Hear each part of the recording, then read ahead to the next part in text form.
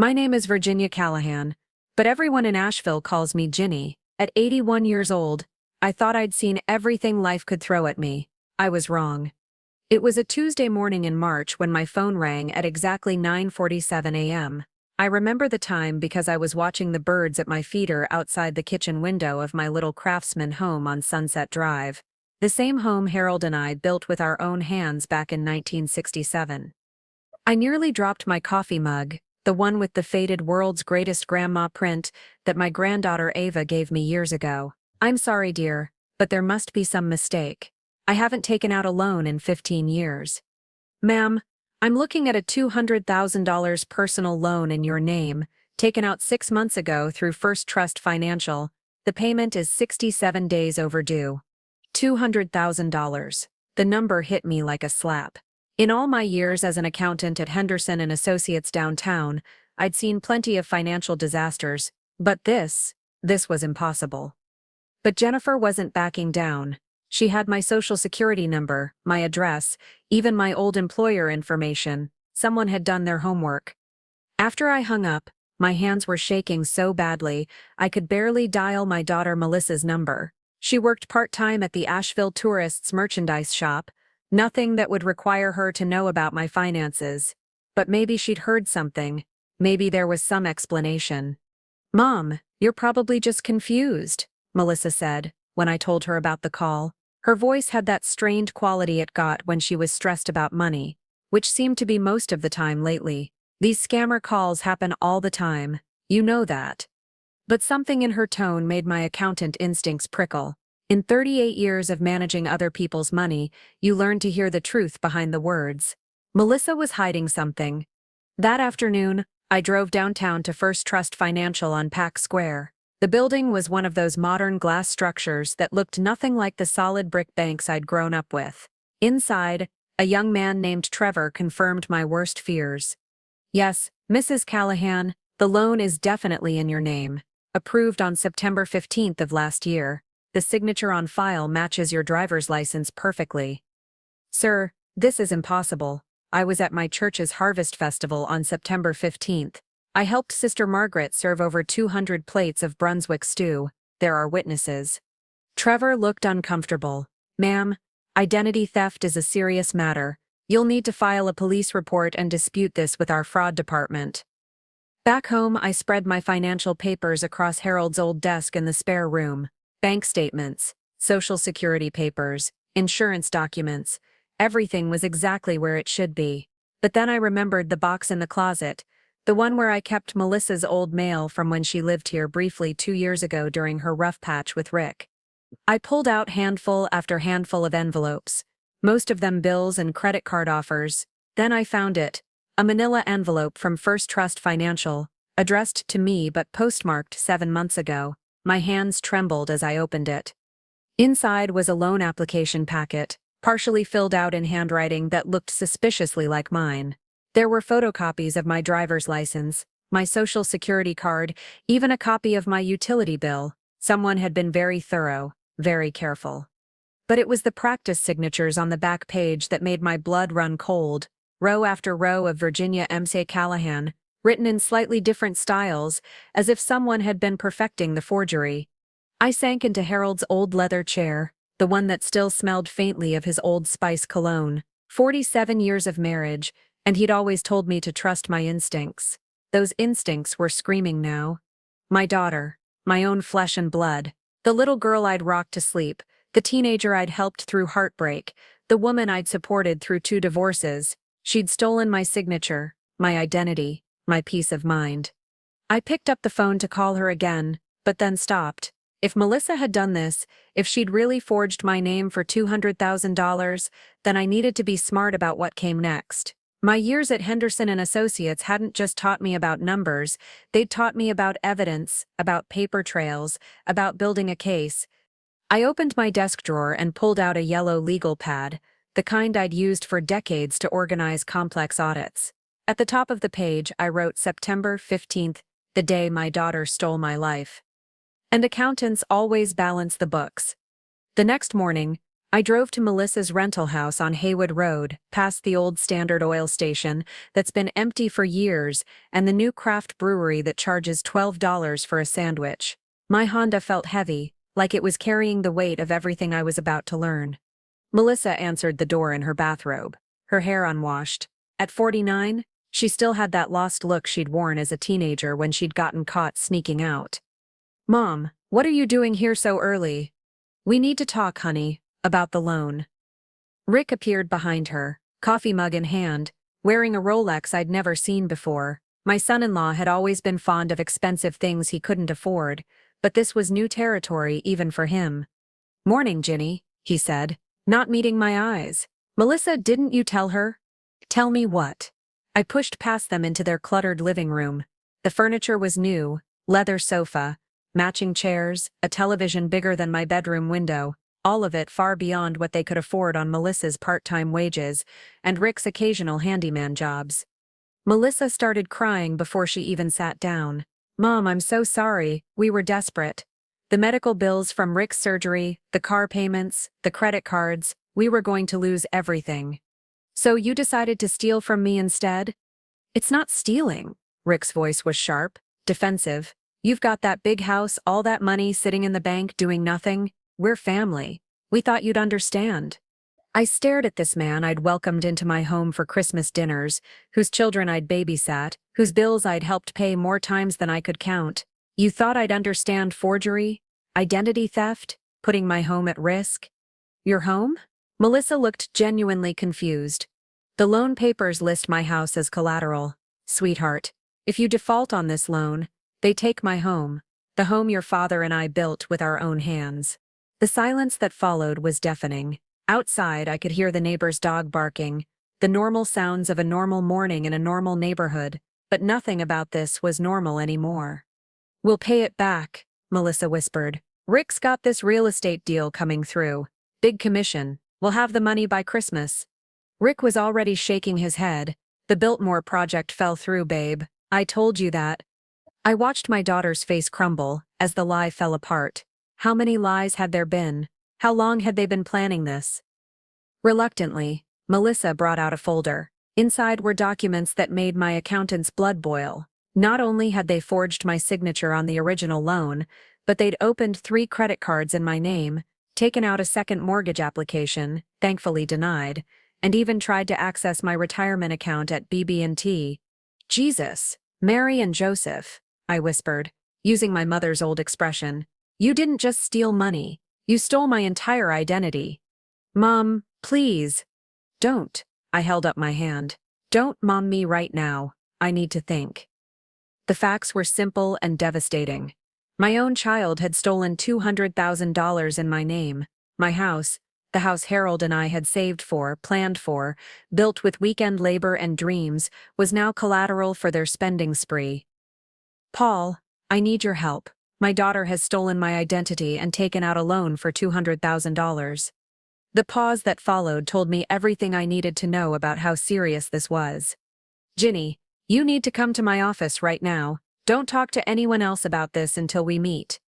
That afternoon, sitting in Paul's wood-paneled office on College Street, I learned just how deep the hole was. Not only was the loan legitimate, but Melissa and Rick had been intercepting my mail for months, rerouting statements and bills to a P.O. box they'd rented in my name.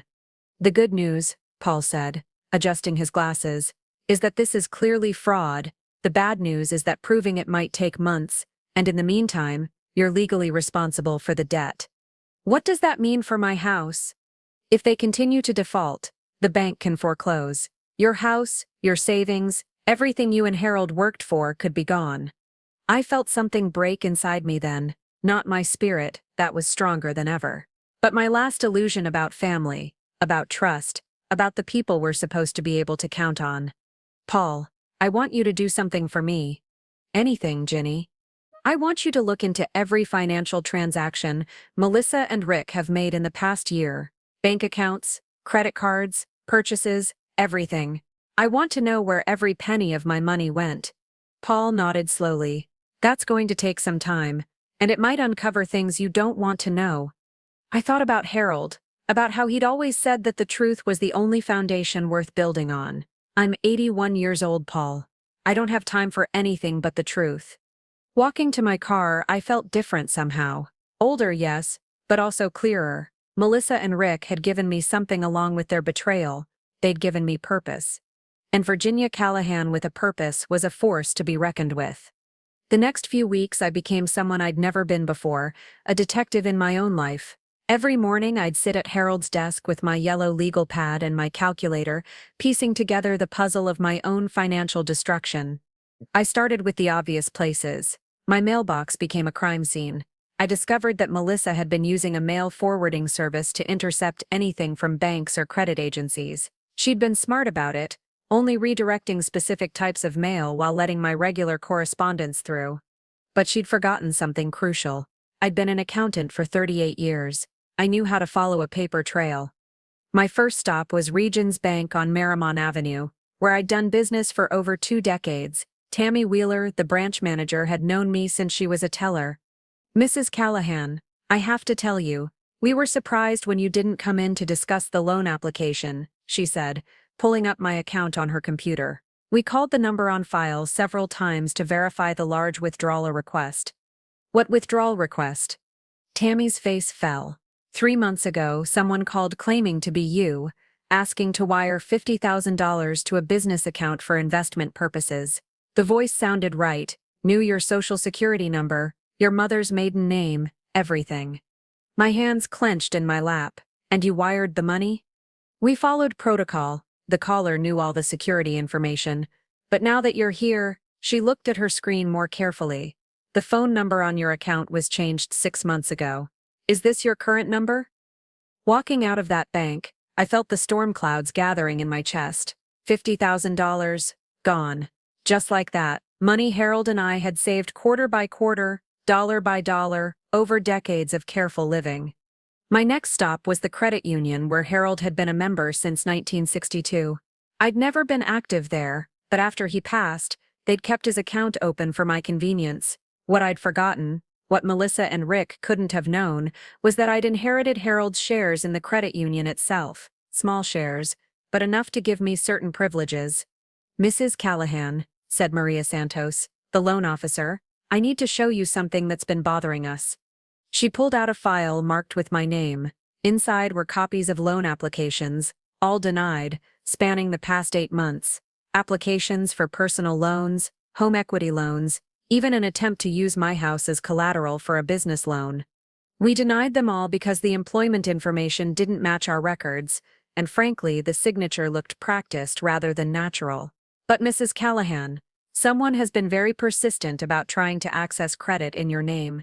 I studied the signatures. Each one was slightly different, as if someone had been experimenting, trying to find the right combination of loops and slants to match my natural handwriting.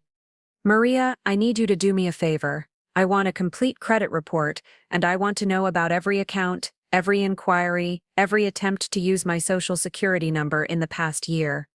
That evening, I spread the credit report across my kitchen table like a battle plan. The scope of the betrayal took my breath away. Melissa and Rick hadn't just taken out one loan. They'd opened accounts at department stores, applied for credit cards at gas stations, even tried to finance a motorcycle through Harley-Davidson.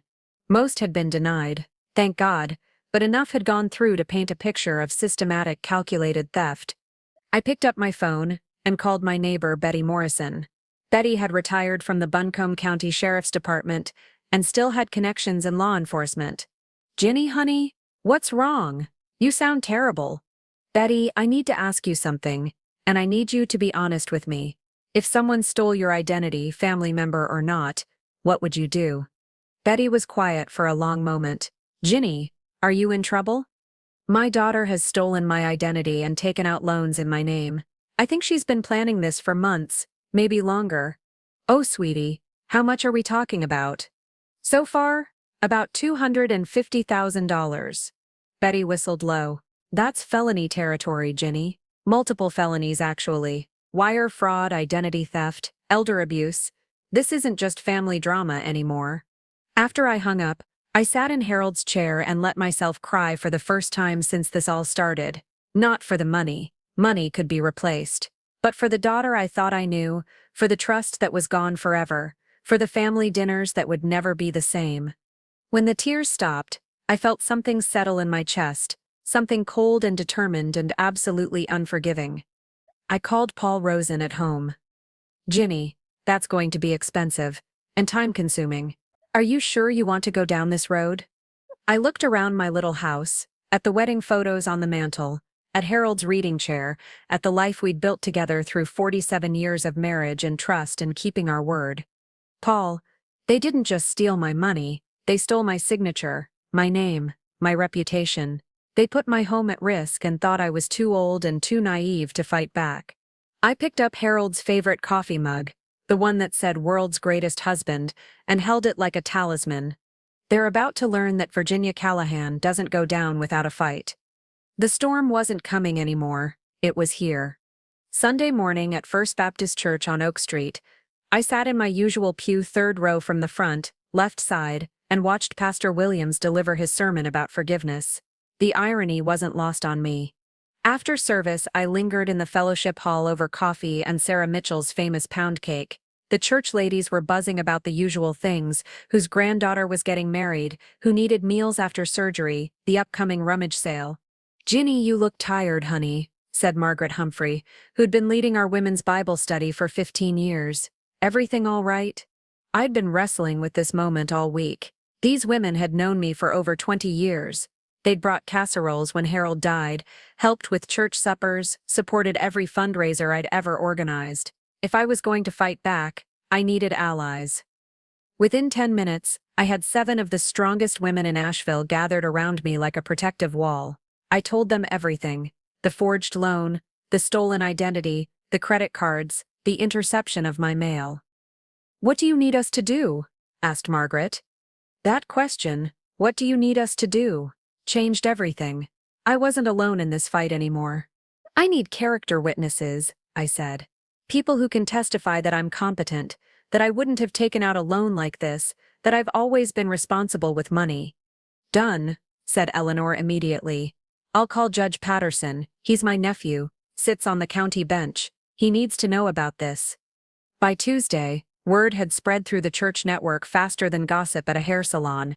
My phone started ringing with offers of help. Tom Bradley, who ran Bradley's Hardware downtown, offered to review the paperwork with his business experience. Linda Walsh, who'd worked at the courthouse for 30 years, explained the legal process. Even Father Mackenzie from St. Lawrence Catholic Church called to offer support.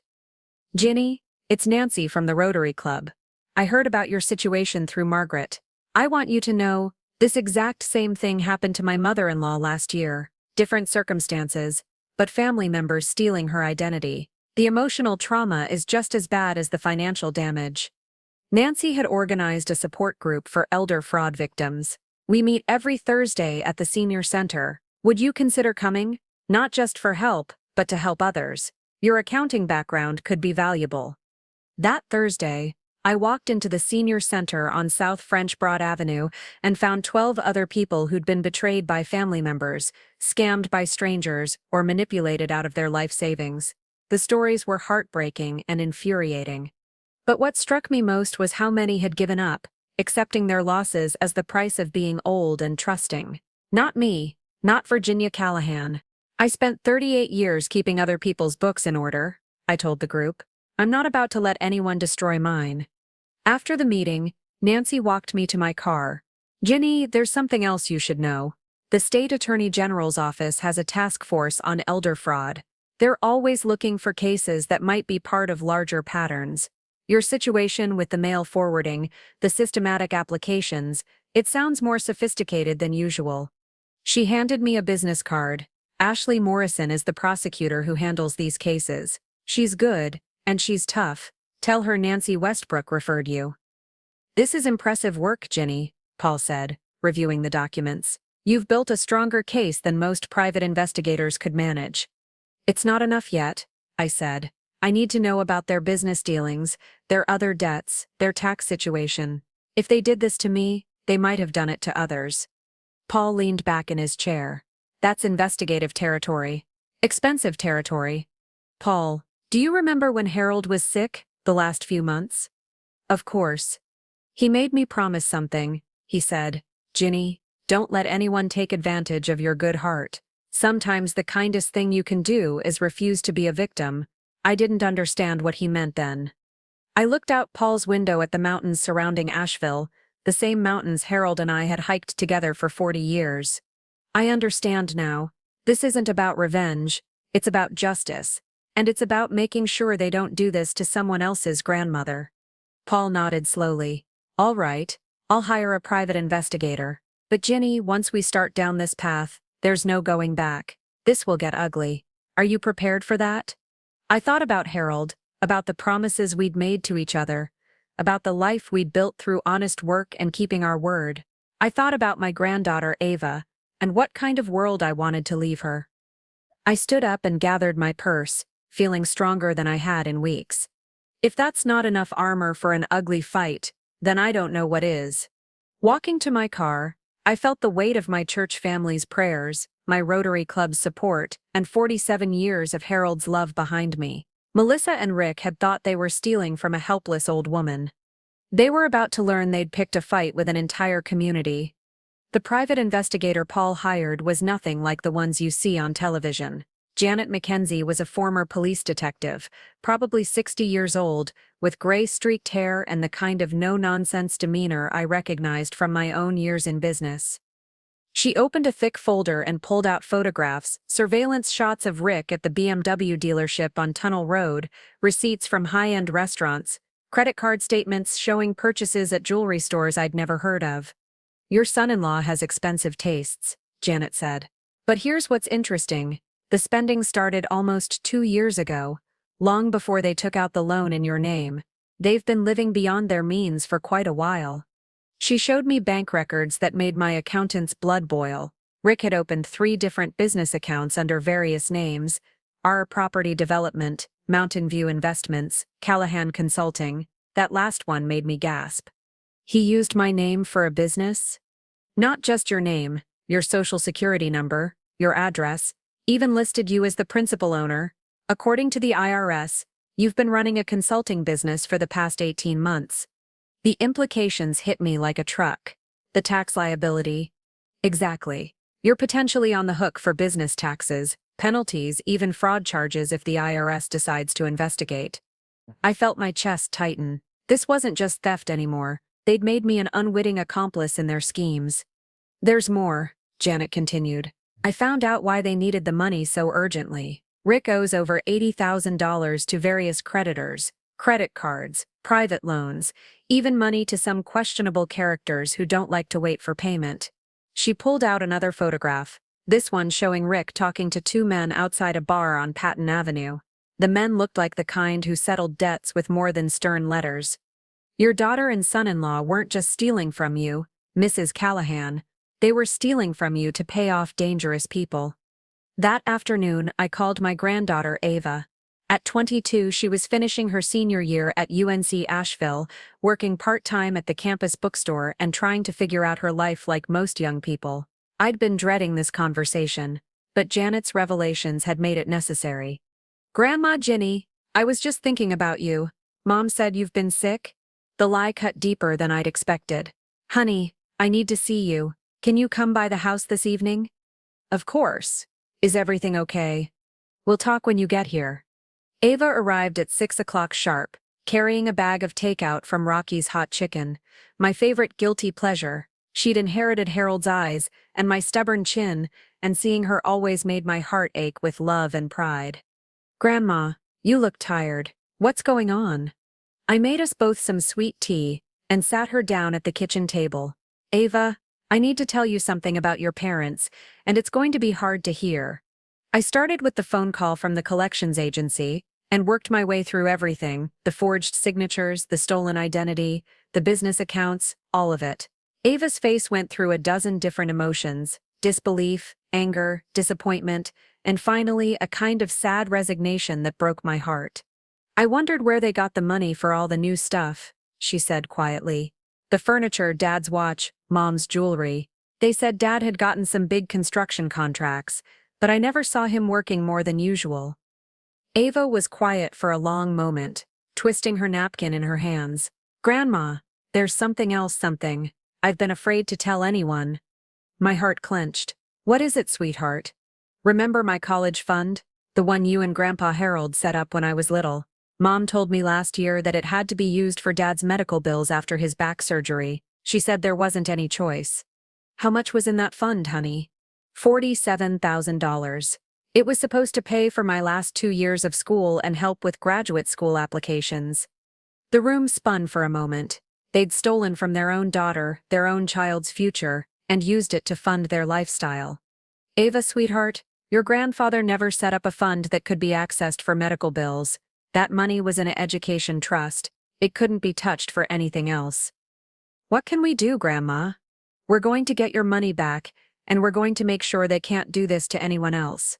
That evening, after Ava left, I called Janet Mackenzie. I need you to look into one more thing, I said. An education trust fund for my granddaughter. I think they stole from her too. Mrs. Callahan, at this point, I wouldn't be surprised if they'd stolen the quarters from your church collection plate. But here's what you need to know. Every additional crime we discover makes the case stronger. Federal prosecutors love cases like this because they show a pattern of systematic fraud. After I hung up, I sat in Harold's chair and looked around our little house. Every piece of furniture, every photograph, every knickknack represented years of honest work and careful saving. Melissa and Rick had tried to steal not just my money, but my peace, my security, my trust in family. But they'd made one crucial mistake. They'd underestimated the power of an accountant who'd spent 4 decades solving problems and balancing books. And Virginia Callahan's books were about to be balanced, no matter what it cost. I spent 3 days planning what Paul called the confrontation. Like any good accountant, I prepared my materials methodically, copies of every forged document, bank records showing the trail of stolen money, photographs of their purchases, and a detailed timeline of their deception. But this wasn't going to be a business meeting. This was going to be a reckoning. I called Melissa on Thursday morning and asked her and Rick to come to dinner Sunday after church. Just like old times, I said. Just family. Mom, that sounds wonderful, Melissa said, and I could hear the relief in her voice. She probably thought I'd decided to forgive and forget, to play the role of the sweet, naive grandmother who'd let them get away with stealing my life. She was wrong. Sunday afternoon, I cooked Harold's favorite meal, pot roast with carrots and potatoes, green beans from my garden, and cornbread made from my mother's recipe. If this was going to be our last family dinner, it would be a good one. Mom, you didn't have to go to all this trouble, Melissa said, hugging me a little too tightly. No trouble at all, honey. It's important to gather family together when there are important things to discuss. We made small talk through dinner, Rick bragging about a new real estate deal, Melissa chatting about work at the tourist shop, both of them carefully avoiding any mention of money or loans or the elephant that had been sitting in my living room for months. After we finished eating, I cleared the plates and brought out dessert, Harold's favorite chocolate cake with vanilla ice cream. This is just like old times, Rick said, patting his stomach. Ginny, you're still the best cook in Asheville. Thank you, Rick. Now let's talk about why you're really here. I stood up and walked to the kitchen counter, where I'd carefully arranged my documents like evidence in a courtroom. You see, I've learned some interesting things in the past few weeks. Things about loans and signatures and business accounts and college funds. The silence that followed was deafening. I could practically hear their hearts racing. Mom, Melissa started, but I held up my hand. Let me finish, honey. You see, I may be 81 years old, but I spent 38 years as an accountant. I know how to follow a paper trail, and the trail you two left leads straight back to this kitchen table. $200,000, stolen using my signature, my house used as collateral without my knowledge or consent.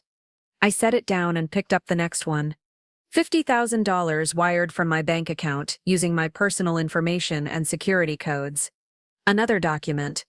$47,000 stolen from Ava's education trust fund, money her grandfather and I saved for her future. I could see Rick starting to fidget, looking toward the door like he wanted to run.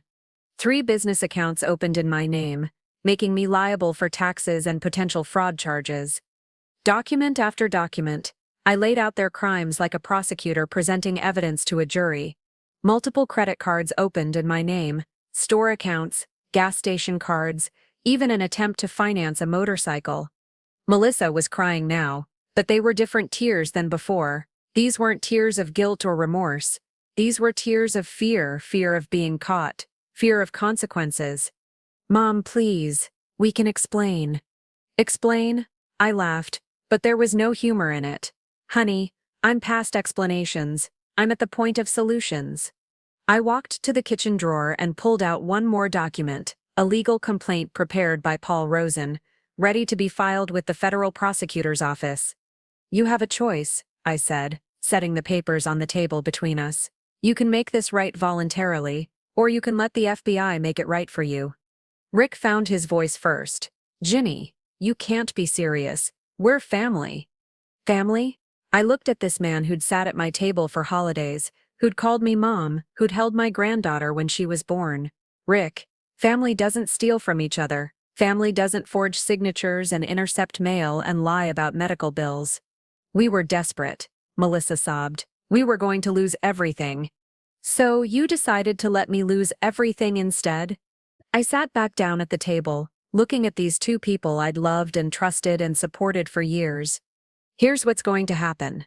You're going to pay back every penny you stole from me, from Ava, from anyone else you've cheated.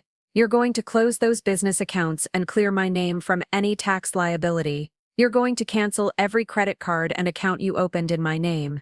"We don't have that kind of money," Rick said. "Then you'll get it. Sell the furniture, sell the jewelry, sell whatever you bought with my money, get second jobs, third jobs, whatever it takes." I picked up the legal papers. "You have 10 days to come up with a payment plan that satisfies both me and my lawyer. If you don't, these papers get filed, and you'll be dealing with federal prosecutors instead of your mother and grandmother." The silence stretched between us like a chasm. Finally, Rick stood up. "This is bullshit, Ginny. You've got more money than you could spend in 2 lifetimes. You're going to destroy your own family over some paperwork?" I looked at him, really looked at him, and saw him clearly for the first time. Not a struggling son-in-law, not a man down on his luck, but a predator who'd been feeding off my family for years. "Rick, I'm not destroying this family. You already did that the day you decided to steal from me." I walked to the front door and opened it. 10 days, I said. "After that, you'll be dealing with people who won't serve you pot roast while they arrest you." As they drove away, I stood in my doorway and watched their taillights disappear down Sunset Drive. The little girl inside me wanted to cry for the family I'd lost, but the accountant in me felt only satisfaction. The books were about to be balanced. They didn't call. For 3 days after our kitchen confrontation, my phone stayed silent. No apologies, no payment plans, no acknowledgement that they understood the gravity of what they'd done. On Wednesday morning, I called Paul Rosen. "They're not responding," I told him. "I think they believe I'm bluffing." "Are you?" I thought about Harold, about the promises we'd made to each other, about the life we'd built through honesty and hard work, not for a second. "Then let's show them how serious we are." "Mrs. Callahan," Janet said, "I've finished my investigation. What your daughter and son-in-law did goes far beyond simple identity theft. This was a sophisticated, systematic scheme that lasted over 2 years. She opened her file and showed us the scope of their deception. They'd not only stolen from me but had taken out loans against my credit union shares, applied for business credit using my information, and even attempted to change the beneficiary on my life insurance policy. The total damage is approaching $400,000, when you include the potential tax liability from the fake businesses," Janet said. $400,000. The number hit me like a physical blow that represented decades of careful saving, of choosing generic groceries over name brands, of making Harold's shirts last an extra year, of clipping coupons and watching every penny. "There's one more thing," Janet continued. "I found evidence that they were planning to take out a reverse mortgage on your house. The paperwork was already in process." I felt something snap inside my chest. They hadn't just stolen my money, they'd been planning to steal my home, the house Harold and I built with our own hands. "File the charges," I said quietly. "Ginny," Paul said, "once we do this, there's no going back. Are you absolutely certain?" I stood up and walked to the courthouse window, looking out at Pack Square where Harold and I used to bring Melissa to feed the pigeons when she was little. That little girl was gone, replaced by someone I didn't recognize, someone who could look me in the eye and lie about medical bills while stealing my granddaughter's future. Paul, do you remember what Harold used to say about keeping your word? He said a person's word was the only thing that couldn't be taken away, only given away. Well, they didn't just steal my money. They stole my word, my signature, my reputation. They made me a liar to every institution that trusted me. I turned back to face them. The next morning, 2 FBI agents knocked on Melissa and Rick's door. I wasn't there, but I heard about it from Betty Morrison, whose cousin worked dispatch at the sheriff's department. They arrested Rick on the spot, Betty told me over coffee at her kitchen table. Multiple counts of wire fraud, identity theft, and elder abuse. Melissa wasn't arrested, but she was served papers as a co-conspirator. I felt no satisfaction, no triumph, just a deep sadness for what we'd all lost. How do you feel about it, Ginny? Like I've done something necessary that I never wanted to do. That afternoon, my phone finally rang. It was Melissa calling from the courthouse. Mom, how could you do this to us? Rick might go to prison. Melissa, I didn't do this to you. You did this to yourselves. And to me. But we're family. Honey, family doesn't steal from each other. Family doesn't forge signatures and lie about medical bills and steal from their own daughter's college fund. What are we supposed to do now? I looked around my little house, at the wedding photos on the mantle, at Harold's empty chair, at the life we'd built through decades of keeping our promises. You're supposed to live with the consequences of your choices, just like I've had to do. But the visit that mattered most came on Saturday morning. Ava knocked on my door carrying a box of Harold's old financial records. Grandma, I found these in Mom and Dad's closet when I was packing my things. I thought you might want them back. Inside the box were documents I'd been missing for months, tax returns, bank statements, even the original paperwork for Ava's education trust fund. They've been keeping evidence of their own crimes? I asked. I think they thought they might need it someday, maybe to prove they had permission or something. They're not very smart criminals. I laughed despite everything. No, honey, they're not. We spent the afternoon going through the papers, piecing together the timeline of their deception. With each document, the case against them grew stronger. Grandma, can I ask you something? Anything, sweetheart. Do you regret it? Turning them in? I thought about that question for a long time. Did I regret it? Did I regret standing up for myself? For protecting my life's work? For ensuring they couldn't do this to someone else? Ava, your grandfather used to say that the hardest thing about being a parent is knowing when to stop protecting your children from the consequences of their choices. I spent 49 years protecting your mother from consequences. Look where it got us. I picked up Harold's photograph from the mantle. I don't regret it, honey. I regret that it was necessary. But I don't regret doing what needed to be done. That evening, I sat in Harold's chair and opened the evening news. The lead story was about a local family charged with elder fraud, about an 81-year-old grandmother who'd fought back against her own daughter. The reporter called me brave. I didn't feel brave. I felt like an accountant who'd finally balanced the books. And Virginia Callahan's books were always balanced, no matter what it cost. The federal courthouse in Asheville is an imposing building, all marble columns and serious faces. I'd never been inside before, but walking up those steps on a crisp October morning, I felt the weight of justice on my shoulders. I wore my best navy dress, the one I'd bought for Harold's funeral, and carried my purse like armor. Paul Rosen walked beside me, along with Janet McKenzie and Ashley Morrison, the federal prosecutor who'd taken on my case. Mrs. Callahan, Ashley said as we climbed the courthouse steps, I want you to know that your courage in coming forward has exposed a much larger fraud ring. Rick wasn't just stealing from you, he was part of a network that targeted elderly victims across western North Carolina. Margaret Humphrey caught my eye and nodded. Eleanor Patterson squeezed my hand as I walked past. Tom Bradley from the hardware store tipped his hat. They'd come to witness justice to support one of their own.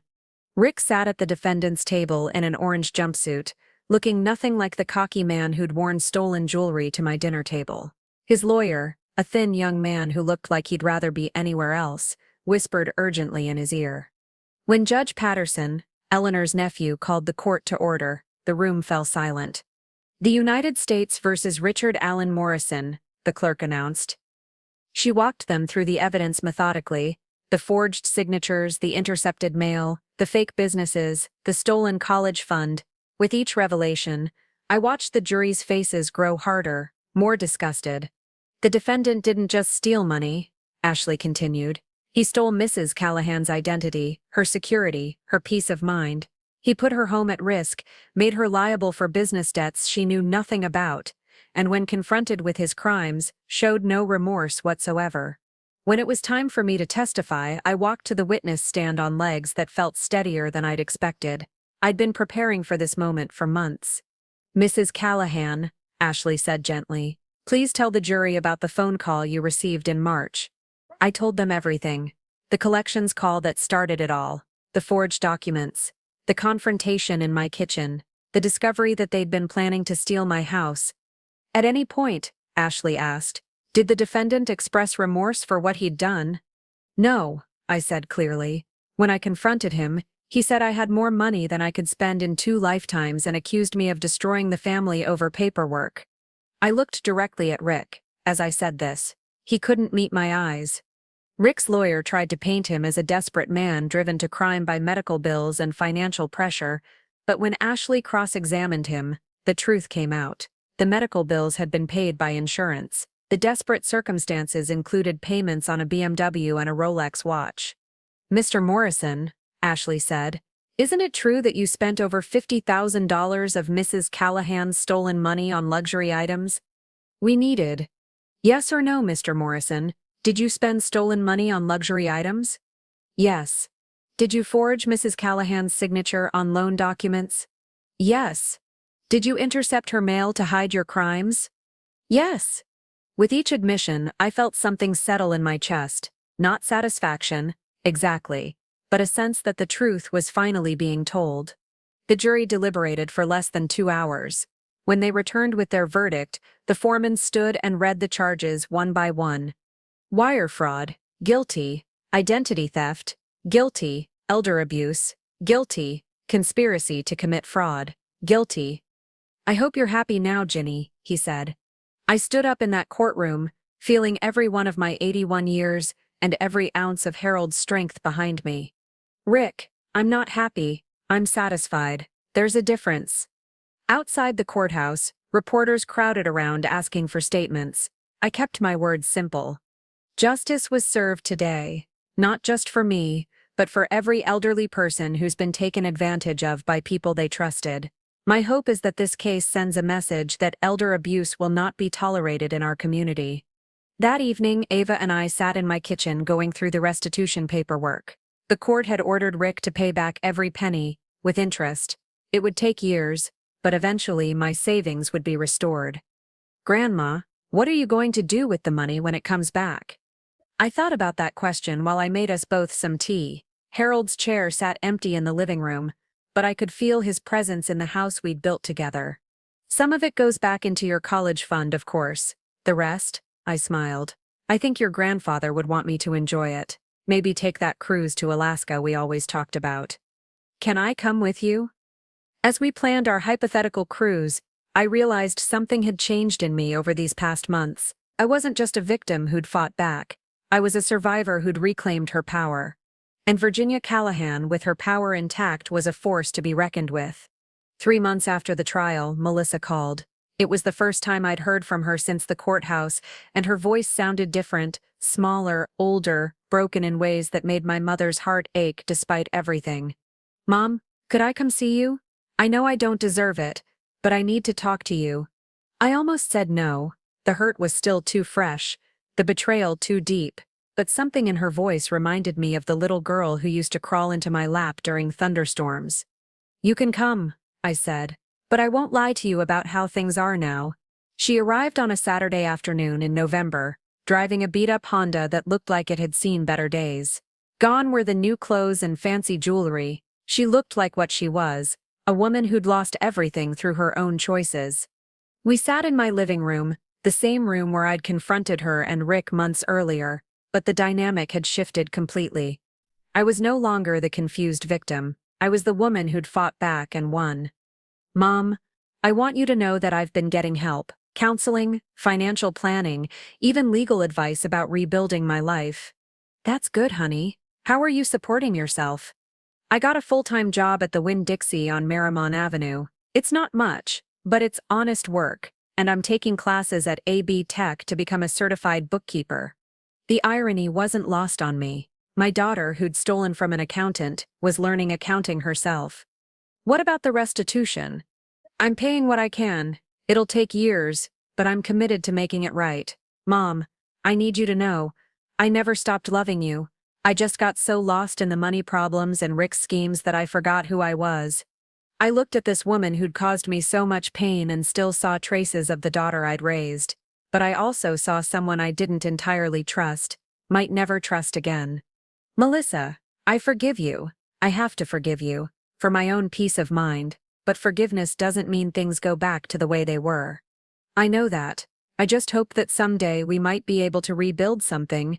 We talked for over an hour. She told me about the divorce proceedings, about Rick's appeals from prison, about the shame she felt in the community. I told her about the support group I'd been helping with, about the elder abuse seminars I'd started giving, about the new purpose I'd found in helping other victims.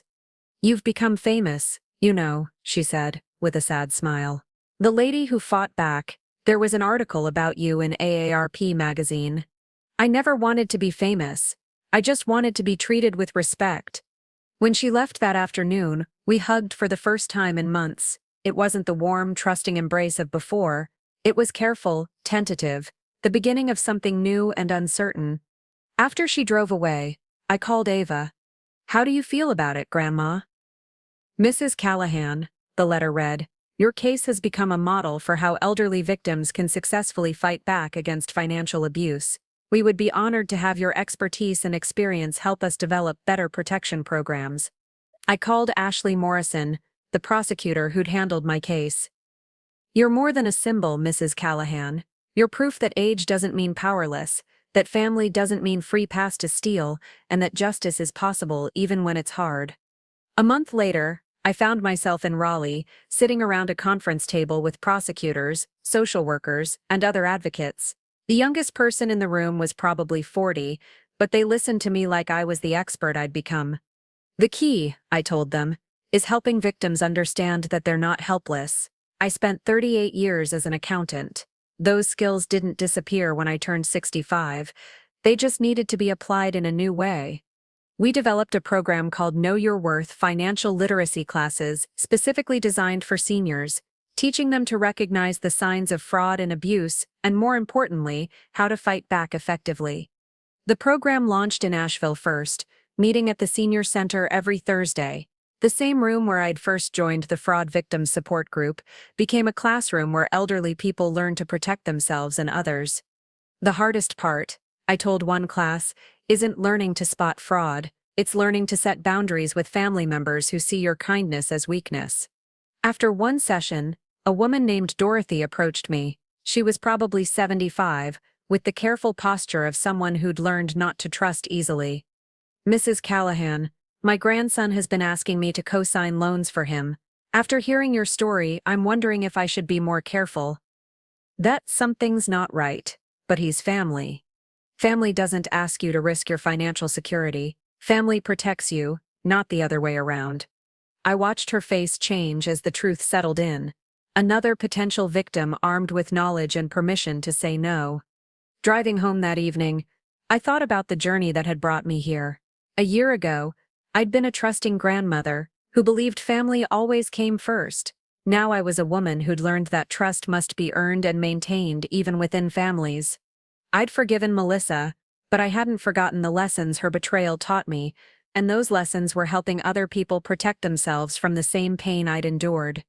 Virginia Callahan had found her new purpose, making sure no other grandmother had to learn these lessons the hard way. The letter arrived on a Tuesday morning in April, almost exactly 1 year after the phone call that changed everything. The return address was from the Asheville Chamber of Commerce, and inside was an invitation that took my breath away.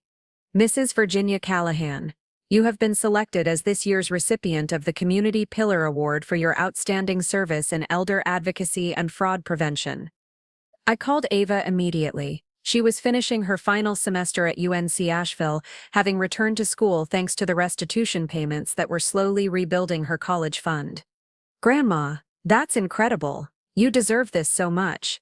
"I don't know about a speech, honey. Talking to a room full of people I don't know." "You've been giving speeches for months at the senior center and the support groups. This is just a bigger room." She was right, of course. Over the past year, I'd spoken at churches, community centers, even the Rotary Club about elder fraud prevention, but this felt different, more official somehow.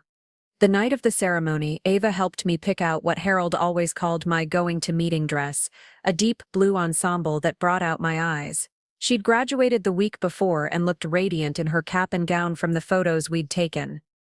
As ready as an 82-year-old woman can be for her first award banquet.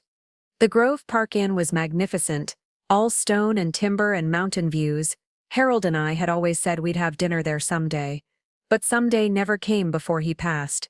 Now here I was, not as a tourist, but as an honored guest. Margaret Humphrey and Eleanor Patterson were at my table, along with Pastor Williams and several other church friends. Tom Bradley had closed his hardware store early to attend. Even Betty Morrison was there, wearing her best dress and beaming with pride. "Look at you," Betty whispered as the salad course was served, "from victim to victor in less than a year." The ceremony began with remarks from the mayor about community service and civic engagement. Then Ashley Morrison, the prosecutor who'd handled my case, took the podium to introduce me. "Ladies and gentlemen, it would be easy to see Virginia Callahan as a victim who fought back, but that would miss the larger story. Mrs. Callahan didn't just seek justice for herself.